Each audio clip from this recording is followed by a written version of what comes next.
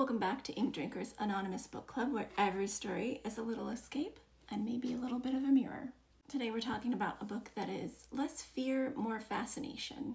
It's quiet horror that doesn't lunge at you, it just lingers. The kind of horror that hums under your skin until you realize you've been holding your breath. That book is The Eyes Are the Best Part by Monika Kim. Our protagonist, Ji-won, lives basically an invisible life.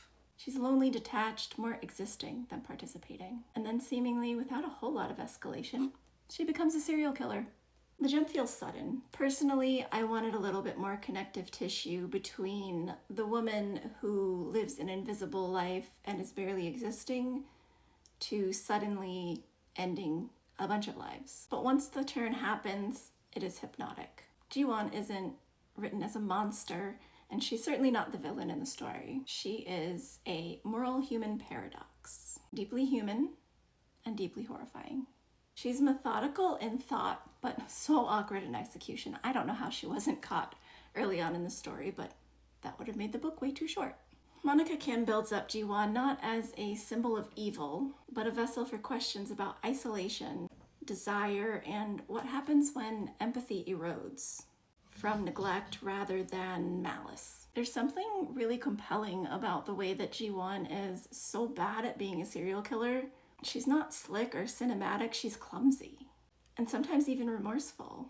It's almost mundane, which kind of makes it more believable. In horror, we often get the hyper-competent murderer, somebody like Hannibal Lecter. That's kind of where the horror lives, not in the violence itself, but how normal she feels about it. She's the embodiment of quiet collapse. Someone whose life has grown so small that even destruction feels kind of like a form of creation somehow. The prose here is careful, restrained, and almost even polite, and sort of mirrors the way that Ji-won's character is. It matches her detachment. The pacing is steady and rhythmic with these intrusive bursts of these dream sequences that bleeds the surrealism into realism. You can tell that Monika Kim understands the rhythm of disgust, if you will. And she writes it kind of more, I guess, poetically instead of gratuitously. And that's one thing I really like about the book. It walks this really fine line. It's so gross, but the writing is never gleeful about it.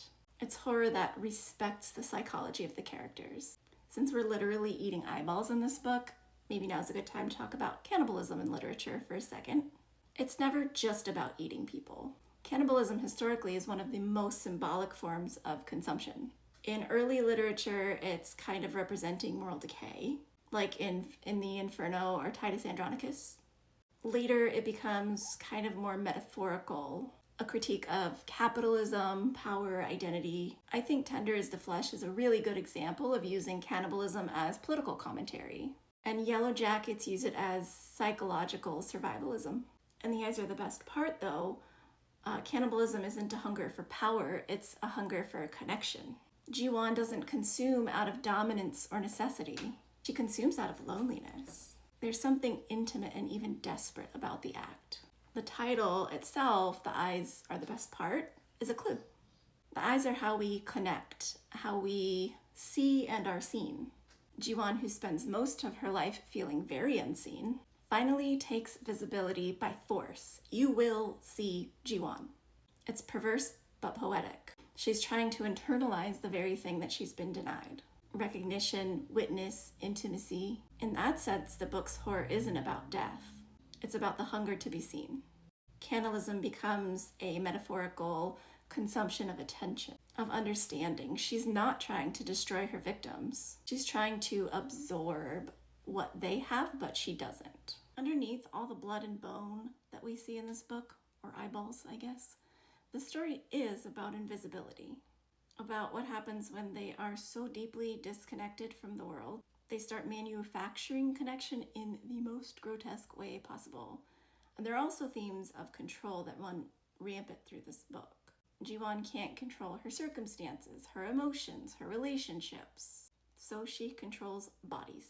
It's horrifying, but for her, in her world, it is very logical. The book asks, how far does someone have to fall before violence becomes their only form of self-expression? So overall, The Eyes Are the Best Part didn't scare me, but it sure did haunt me. It's smart, strange, and full of tension that just creeps up on you. Jiwon isn't a metaphor or a monster in this book. She's a mirror. We've all felt unseen at some point in our lives. So to some extent, we can sympathize with her. So if you like horror that's more introspective than shocking, if you're drawn to character studies that maybe make you squirm a little and gross you out some, this one is absolutely worth your time. And if you ever wondered what eating an eyeball was like, you'll probably know after you read this book. If you want more reviews like this, where I overanalyze murderers and make them sound like maybe they're an English major, make sure to subscribe. And let me know in the comments, what is the most quietly unsettling horror story you've read? I still have a few more spaces on my spooky season reading list, so if you've got recommendations, I might add it.